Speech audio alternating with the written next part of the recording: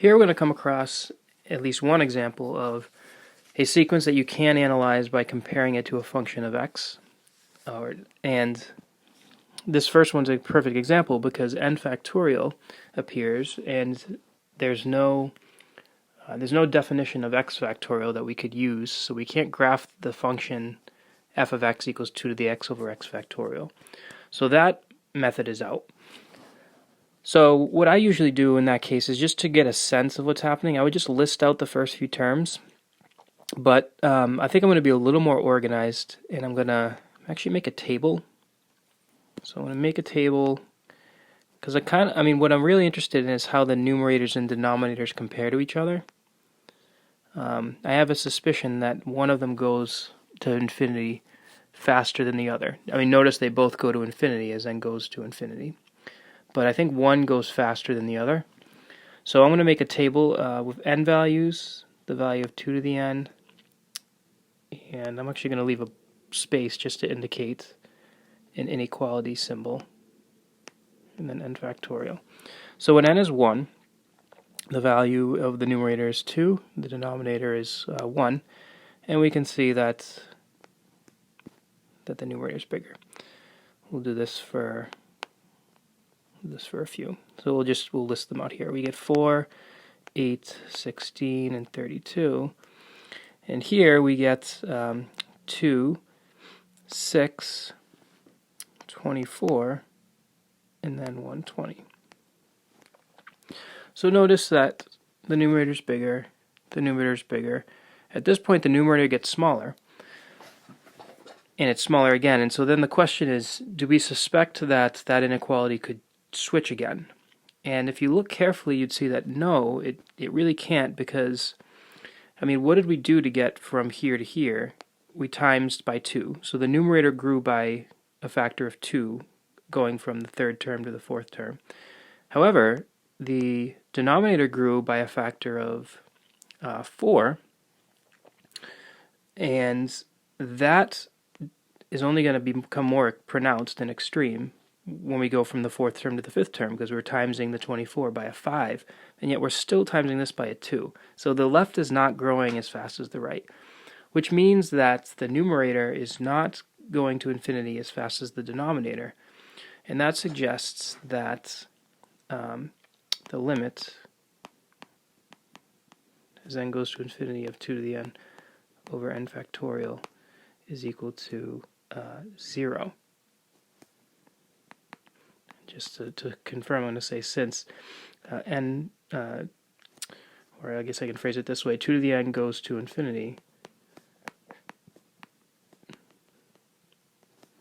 more slowly than n factorial. Alright, so there was we had to reason there a little bit, but one thing to point out is that factorials, you'll see, grow very, very fast, and they often outstrip the growth of anything that they are compared to. Not everything, but very often. Actually, before we go to D and F, I want to go to E.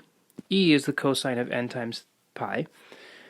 We actually could graph this one, and you'd get the cosine graph, or a cosine graph, which we'd see would oscillate between -1 and 1. And when you're dealing with functions of x, we note that limit, that function does not have a limit, because it's not approaching one particular value. And that same idea is sort of inherited in this situation as well, because let's just list out the first few terms. A sub 1 would be the cosine of pi times 1, which would be -1. A sub 2 would be the cosine of 2 pi, which would be 1. A sub 3 would be the cosine of 3 pi, which is the same as the cosine of pi, because it's a periodic function, and that's -1. And if we just continue, so you can see that the values are just going to alternate between -1 and 1, so we could even state that this is just -1, 1, -1, etc. And so because the sequence is not approaching one unique value, we're going to say that it does not exist. The limit does not exist.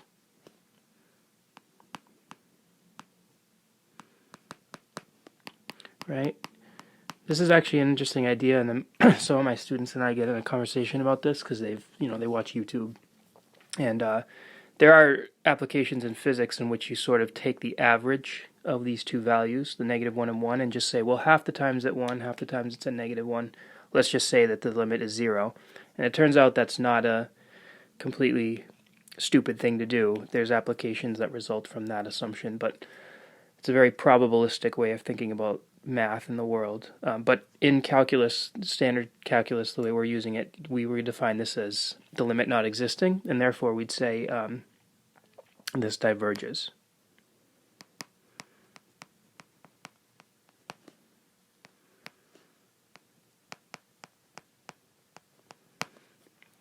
So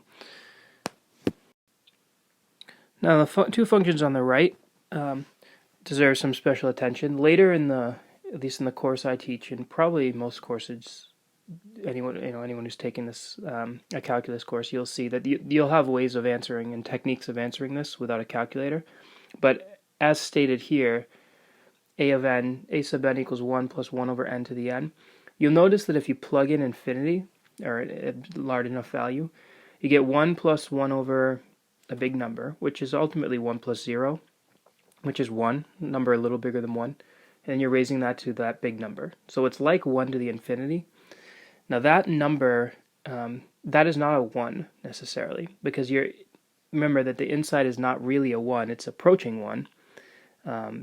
And there's that subtle distinction actually can change the behavior of what this is doing. If it really was just 1 to the n, then yes, it would be a 1. But that's not the case here. So, and there's not a lot of algebra you can really do here. I mean, you got an exponent. We'll see later that taking the natural log of this is going to be convenient. But for now, let's just graph it. So I'm actually going to pause this, or rather, I'm just going to go to the calculator, make a graph, and then we can take a look at what the values are approaching.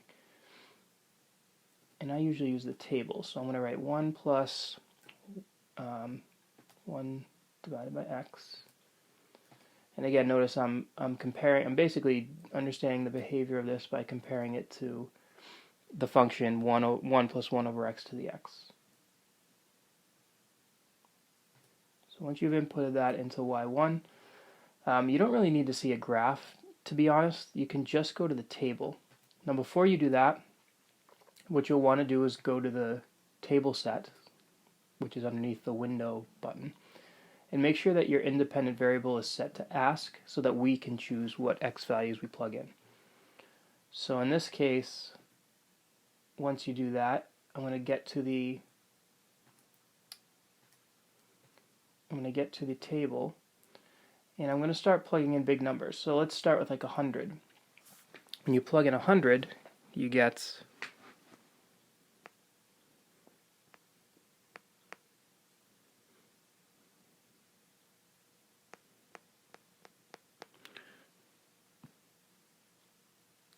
you get 2.7048. If you plug in 1,000, you get 2.7169. And if you plug in 10,000, you get 2.7181. So we can see that this is convergent to something around 2.71 or 2.72. Hopefully at this point, if you're, depending on your experience with math, you might note that this is actually approaching the number e. All right, and again, we'll see more analytic ways of getting there, but we'd say the limit as n goes to infinity of this is going to be e.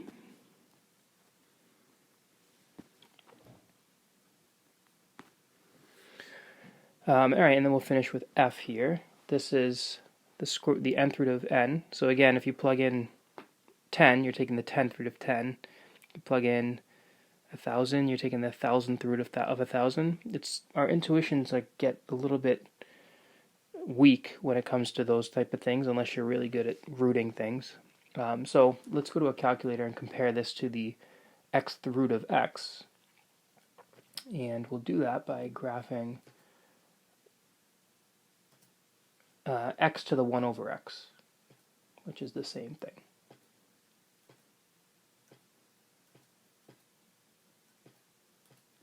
So again, we can utilize our table values, the x values already, because they're already in there, 1,000, 100, 1,000, 10,000.